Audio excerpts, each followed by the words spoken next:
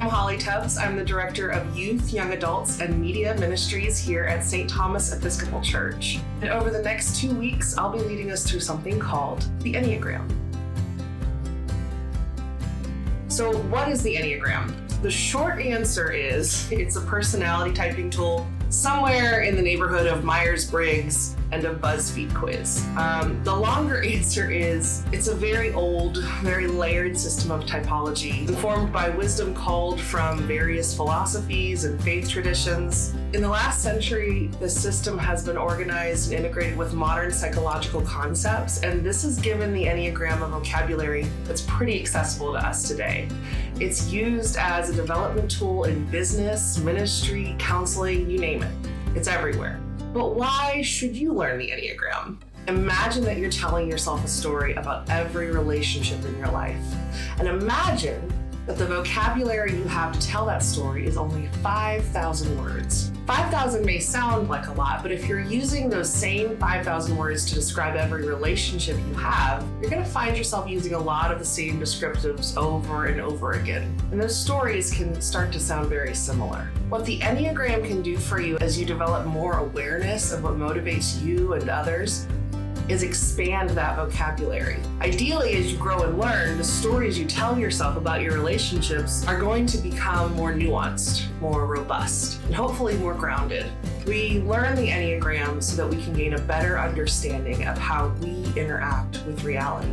I actually first came to the Enneagram as the young manager of a team composed of strong, complex, and varied personalities. I quickly realized that my weaknesses in understanding and communicating with my team were outpacing any technical competencies that I brought to the role. So I began learning the Enneagram as a way to better that understanding. What I learned about myself and then later about my team as we all learned the system together was what motivated us. I learned that I was managing people and situations reactively, that what I thought was telling it like it is was bullying and made it hard for other people to speak up, and that my tendency to make jokes out of tense situations could short-circuit needed emotional processing for our team. But knowing that and learning more about the types of those around me made a huge difference in how I matured as both a manager and a leader, and how I'm still maturing. Growth takes time and work in any situation, and having access to the Enneagram has allowed that work in my own life to be much more strategic and focused. So let's take a look at the actual Enneagram. As you can see here, it's a figure with 9 points. In fact, the word Enneagram comes from Ennea, the Greek word for 9, and gramma,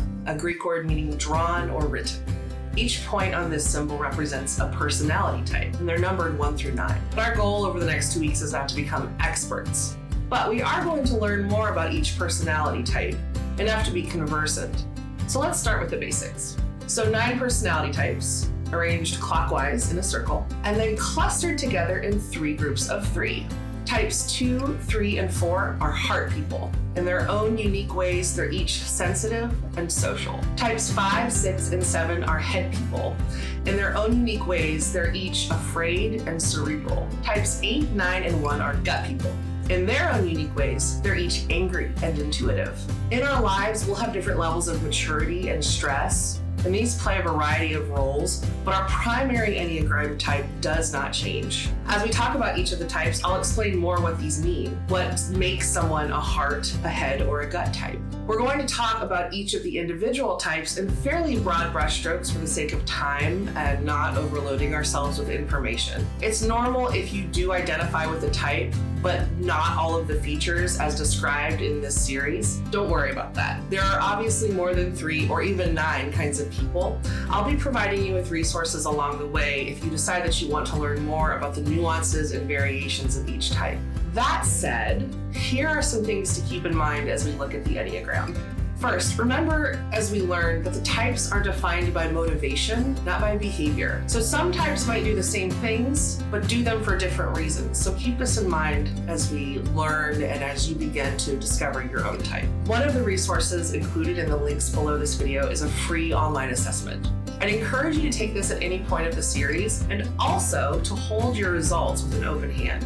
Online assessments are not foolproof. The best way to find your type is by talking with people you trust who know you well and have an understanding of the Enneagram. As you have these conversations with each other, respect the process of others. This is the hardest thing for me to do, so I know that people in my life are laughing right now. I'm the worst at telling people what I think they are, but try not to do that nonetheless. We can't understand another person's inner motives, and thus we can't accurately identify their Enneagram number. Also, when we type others, we're robbing them of discovering it for themselves. Part of the journey of the Enneagram is coming to grips with your own number. The lessons we'll cover over the next 2 weeks are pulled from several resources. I'll be leaning on these really heavily and want you to know what they are in case you'd like to do some of your own reading. You'll also be hearing from people in my life that are conversant in their Enneagram types, so they'll share their own experiences with you. Here are the books I've used to pull this series together. First is The Modern Enneagram by Melanie Bell. This book is user-friendly and a great practical introduction to the Enneagram, its history, and its applications. Second is The Road Back to You.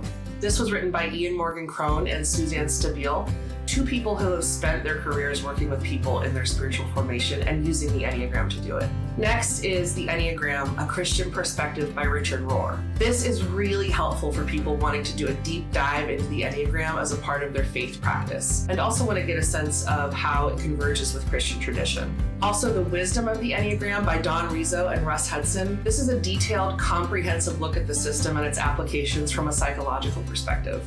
In addition to these books, I've also used information from websites like EnneagramInstitute.com, Truity.com, and YourEnneagramCoach.com. These are all run by experienced Enneagram writers, facilitators, and coaches, and they're worth a visit if you're curious. As we get into the specifics of each Enneagram type, my hope is that you'll come to better know and love yourself and others, and that doing so will give you a fuller understanding of a creator whose fingerprint can be seen in the personality of each person bearing God's image. So everyone. Join me again tomorrow as we continue our Enneagram journey with Type 1, the perfectionist.